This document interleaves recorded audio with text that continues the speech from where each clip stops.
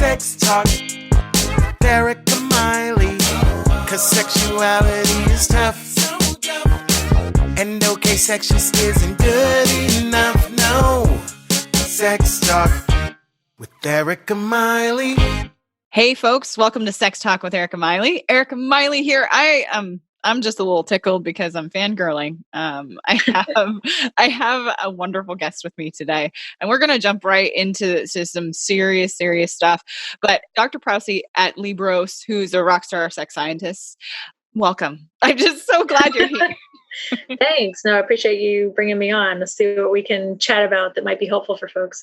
We're actually going to take a little bit different of an approach today because I know that I've had sex scientists on here before. One of the things that I really want people to understand is how sex science actually can impact their lives and change how they see their own health. And so how do you think sex science can impact a person today, if they were listening to this podcast today, what could they do in their lives? What could they, maybe some relief they could get?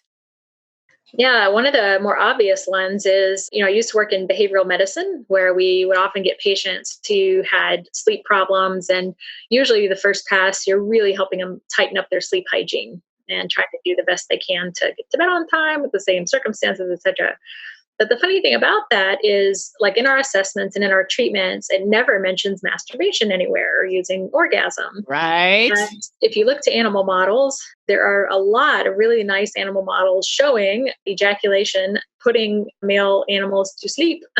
And they're pretty sure the mechanism there is vasopressin. And the weird thing is it's only been looked at in humans once, and it was kind of like a secondary analysis, and it didn't support improved sleep latency or quality. But I thought, well, that's weird. Because I think a lot of people do this, but you got to check. Like, you can't assume everyone does what you do, or thinks what you think. So, like, I ran a quick MTurk of 500 people, and they were all like, "Yes, I use masturbation to sleep at night," and mainly to help themselves fall asleep faster. So, not so much sleep quality, but sleep latency. So there's a good example of lots of people seem to be using it in this way. There are lots of good animal models showing why orgasm might help with sleep. And yet it's not a part of any standard, assessment or intervention to help people with sleep problems. And I think it should be. Exactly. If you pick up a workbook tomorrow that says fall asleep faster, it does not mention masturbation. Yeah. You're in there. It should. It really should, because I think that, the data are already strongly suggestive. There's very little risk of harm, in terms of trying it as an intervention. I think the only reason we don't use that as an intervention is because of Puritanism. It's just people think it's weird, or like, oh, you shouldn't use sex in that way. Kind of the old, shouldn't use sex for pleasure, it should be for procreation. I think that has not died. It's just come back in a different form. Absolutely. I can tell you, even when I was doing sex offender treatment, one of the things we were made to assess for is someone using sex as coping. Guess what? We all do. Yeah. Sex is useful for coping. There's another good one. So yeah, one of the things I always laugh about is sex is really good at capturing attention. So let's imagine, like, you come home from work and you had just had a crap day and you're like, I just don't want to be rude around my family. This is like, I know it's going to blow over, but I am really angry. I'm really upset about what happened. And I would say, well, guess what? Sexual stimuli are really good at capturing your attention. So maybe you can't go just sit down and masturbate because your fantasy isn't enough to kind of come over the intense negative feelings you have from the workday. But with porn or with a vibrator or with something, more intense stimulation, these things capture your attention really, really well and can help you potentially get out of that situation. And so it's the same kind of thing. Like, I wouldn't say, oh, you should do this every single time or in this particular way. But absolutely, it's good at, especially masturbation, improving positive emotions, decreasing negative emotions. It's really good for that. And I don't know why we just say regulation is bad, that you shouldn't use sex in that way, that it's not good for that. Of course it's good for that. There are data from 40 years showing that it's good for that.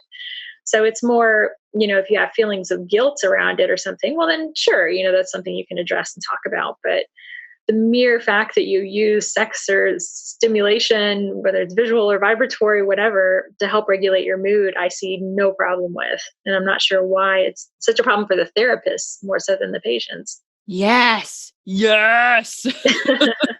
And here's the reality. We actually use sex to adjust our attitudes towards our partners too. Sometimes after a fight, people have sex. We are changing our attitude and moods.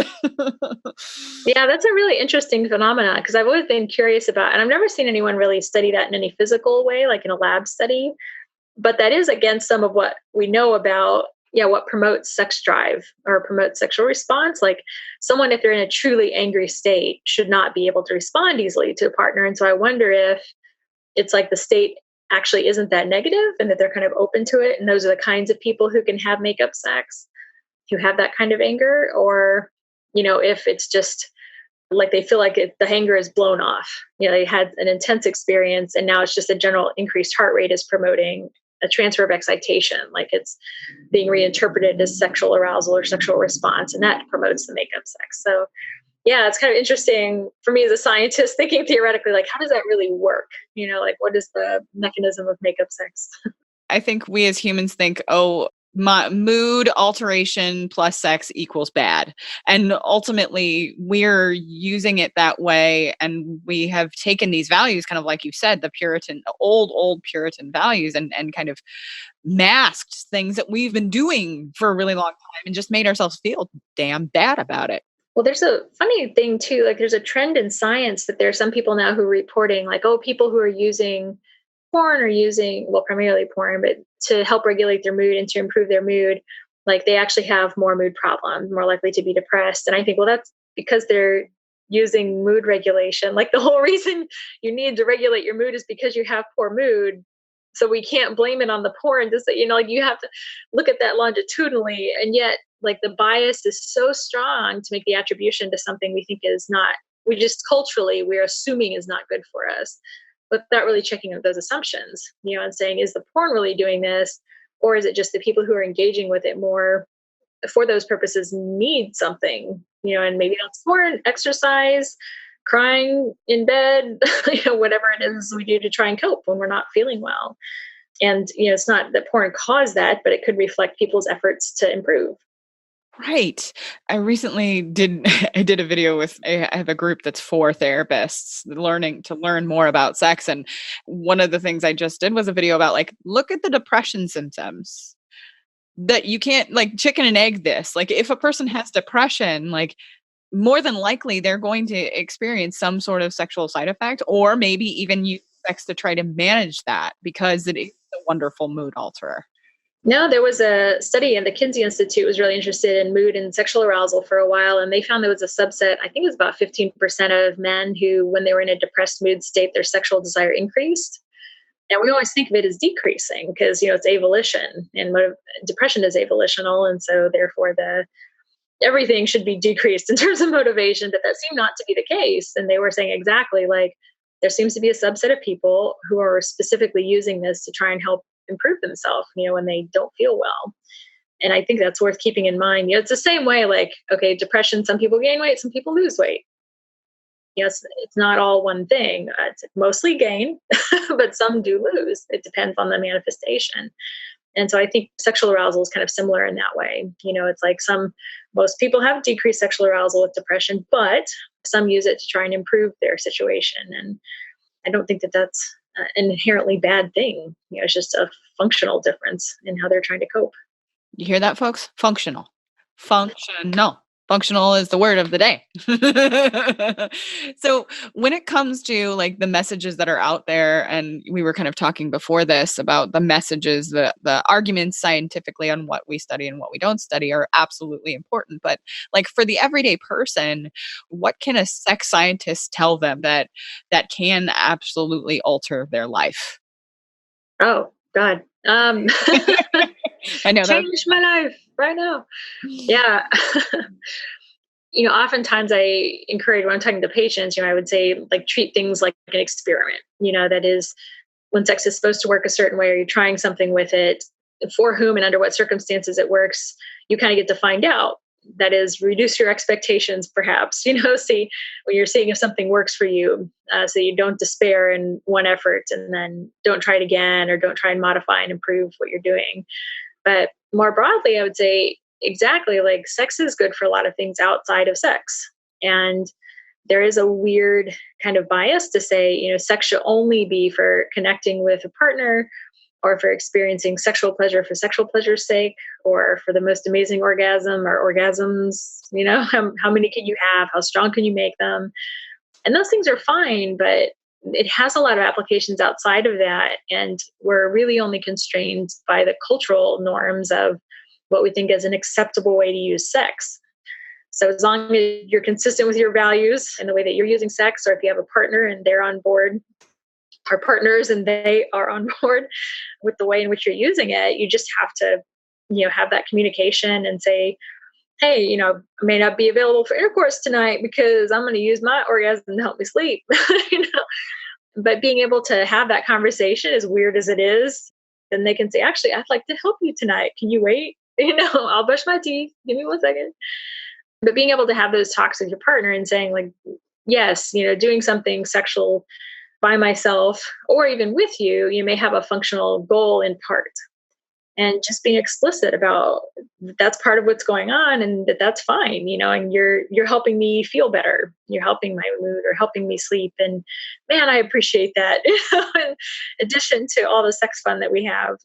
So I guess it's not a single message as much as just, encouraging partner communication around using sex in some of these ways outside of sexuality per se. That is, I think a lot of people are hesitant to use sex in those ways, especially because they're worried about, what does this mean? What does it mean? Am I sick? Is my partner going to be angry with me or upset with what I'm doing? It's like, I think generally, like, if you have a basically rational partner and you can have this conversation with them and say, God, I just really, my sleep is driving me nuts. I just want to try for a couple of weeks. Can we see if this thing I read about, hell, it's going to mess up our sex life a little bit, because I got to figure out the timing. And like, sometimes I may have accidentally masturbated before you asked me for sex. And, those nights will suck. I'm sorry in advance. Or, we may need to plan a little more for those few weeks to kind of help me try this as an intervention for myself. And so we just have to be able to have those conversations to try to use sex in a more broadly healthful way, and to have the partner not turn around, which this is often how people end up in quote unquote porn addiction treatment. They're often not distressed by their own use. It's a partner who's distressed by their use. It's, how could you do this to me? And it's really about, what that partner is assuming it means about them, which may or may not be true, is unlikely to be true. And it's just being open and honest about, functionally, why is the porn there? What does it mean to you? What are the parameters of use? And just being sure you're communicating about those things. So I think this is a similar kind of issue, in that as we start to develop more interventions that use sexuality to improve other health conditions, people are going to need to still have good communication around these things, to be able to use them, to talk to the partners and figure out what will work for them, or to treat things as an experiment and say, like, will you try this with me for a few weeks, or let me do this thing that I read about, realizing that it's going to mess up our sex from what it used to be for a little bit. Yeah. And using that, I mean, I'm talking to my clients all the time about using curiosity as this tool to reduce shame overall, that it's okay to be curious and open up the door a little bit, as much as it might be a little uncomfortable, to maybe a little scary to try it first. If you use that curiosity, it could potentially benefit you both. And then being able to talk about it. Quick break from the action, folks. Action. I just want to tell you about my Patreon. Every week, I bring you guests and, seriously, lots of sex nerdery. Help me keep doing that by becoming a supporter. What do you get in return? Cool perks. For real. I am going to be doing shout outs, stickers, a bunch of stuff. So check it out at erikamiley.com/Patreon. That's erikamiley.com/Patreon. I hope to see you and see more of you by becoming a Patreon. Thanks, guys. So when you think about like the messages that we're sent culturally, I mean, whether it's politically, whether it's our puritanical, at least in America, that puritanical roots, like, I mean, when you have folks come in for research, like what barriers do you run into oftentimes as a scientist? So our participants, the way they tend to differ is they do tend to be a little higher sex drive, a little more sensation seeking. So they aren't generally people who are sex negative, for example, that have those types of shame issues. But we do still have, like when we were doing a vibrator project, we were providing automated stimulation to the genitals of male and female. And I used to kind of laugh because almost every guy, when we would set him up, he'd say, well, I don't normally do this, but, it's for science, right? And I would kind of laugh and say, yes, it's for science. Because he was clearly trying to communicate to me, I don't normally do this. Like he needed me to know that as a man, he would not normally use a vibrator. And who cares? Right. um, but that's fine. They're clearly what's happening is they're making themselves more comfortable by communicating this to me, and that's fine. But that was one, I guess, that's come up. And other things are just like kind of basic boundary violations that are not horrible, but in the sense of my participants often are so open that like we give them a gown to cover up and I come back in the room and they're not covered up. And I'm like, hey, there's a sheet over there. And they're like, oh, it's okay. I don't mind. I'm like, but you might think I might mind. Like this is a two-way kind of street. And so in the lab, sometimes that gets highlighted to me of people making those kind of sexual assumptions like, oh, you're a sex researcher, you must be fine with anything. I'm like, I'm not fine with anything. I asked you to cover up for both of us. But it's just again, like a boundary communication. And so in those moments, same thing, like I have to make a call. Is it more shaming to ask this person to do this in this situation? Do I need them to do that? Has my interaction been such with them that I think I need to be a little more persistent and hand it to them and say, "Here you go. I'll come back in when you're covered." So those kind of things come up even in sex labs. And I realize it's a situation where people have no idea how to behave, right? Like this is not something you do normally. It's not a doctor's office in that setting, that situation where you have some idea of like when you're supposed to take your pants off and how that's supposed to look. And then you get up on the table, we don't do that. So I appreciate that it's an odd situation, and I give people a lot of leeway in that sense. But we also have written in now to our informed consents, just really explicitly, like you may not flirt with the experimenters. What does flirting mean? We define what that is, and we say, if you just do this, we'll ask you not to do that again. But if you do this, that's so egregious, we'll kick you out of the study immediately. And just really being clear about, you're not here to have a sexual interaction with the experimenter. And people are generally very good with that stuff. Like they're so self-conscious anyway that it's not an issue of them being inappropriate with us. But every once in a while, for whatever reason, they're trying to be open or just show us how cool they are. So they'll start conversation like, we're not friends. This is not a bar. They're hard boundaries, in that setting to kind of establish. And maybe that's a good metaphor for just, sexual relationships in general. That is when you have someone new in your life and you're out on that third, fourth date, you're still getting to know like what is acceptable to them, what boundaries you might be comfortable crossing because you feel that level of safety with them or not. And I hope my research assistants, have dynamite boundaries when they get out of my lab, because we do a lot around, how do you communicate with people in the setting when the boundaries are not at all well defined. And this is not a situation they're likely to find themselves in. So I'm sorry, I think I wandered a little far of your original question, but that's what it made me think of. But I think this bunny trail is absolutely completely important, and especially in the way, of course, with sex researchers, sex therapists, because I can tell you what, I know I get the DMs with the dick pics, and I have to lay down those boundaries with people too. Like, hey, it's totally cool to ask me a question if you're curious about something, but I don't want pictures of your penis. Period. Just I'm going to say it again, and I'll say it in like 10 more episodes just so that people get that message.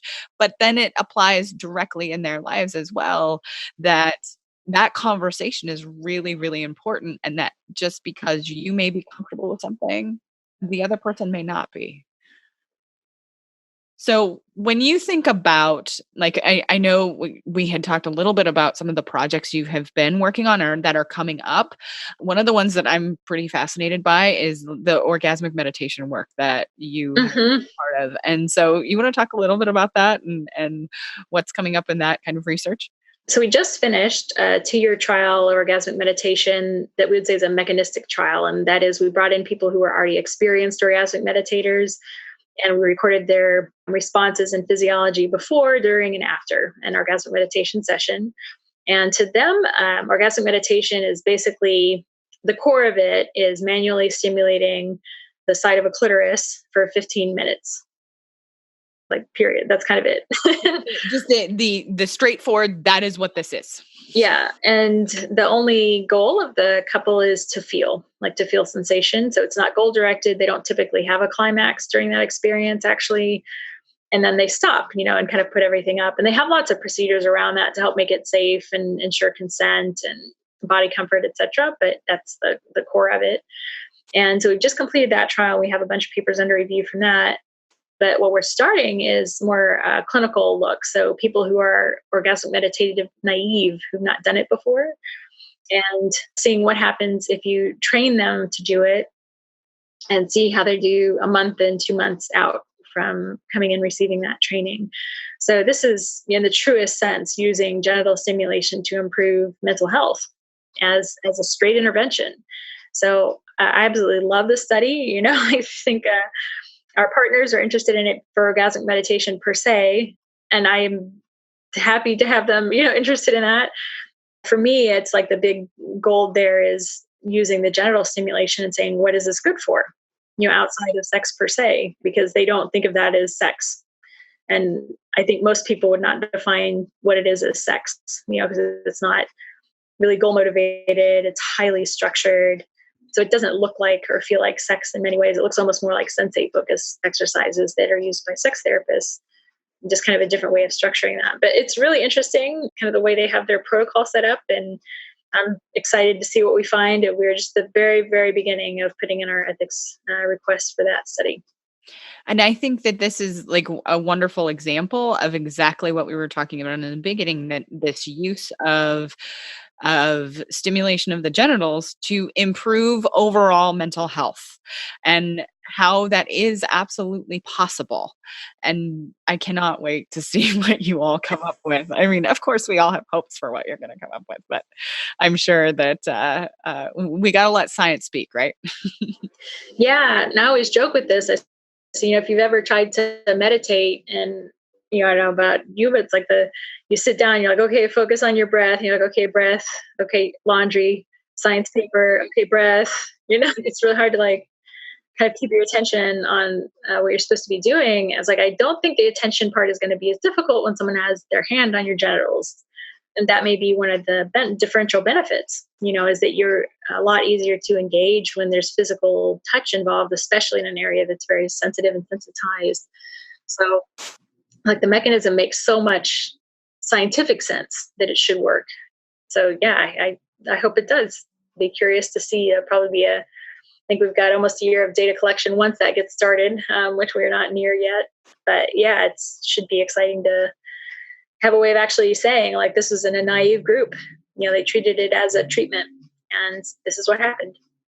And I will make sure that the information about this will be in the show notes, because I think that there's a video so folks can kind of see what orgasmic meditation is and kind of what the protocol is, so that they can understand, like, oh yeah, this is fundamentally different from sex.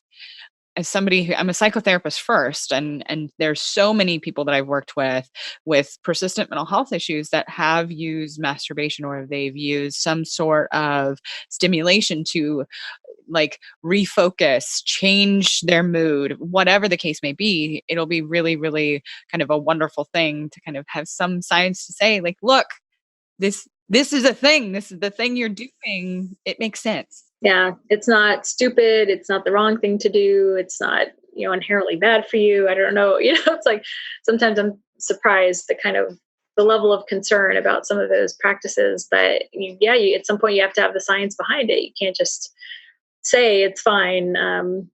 And yeah, that's one thing I would love to get away from is it's still very, very common for when we see, especially women, but also men have, increased numbers of sexual partners, for example, or a higher number of one-time partners is even in therapists' writings now, they call that acting out.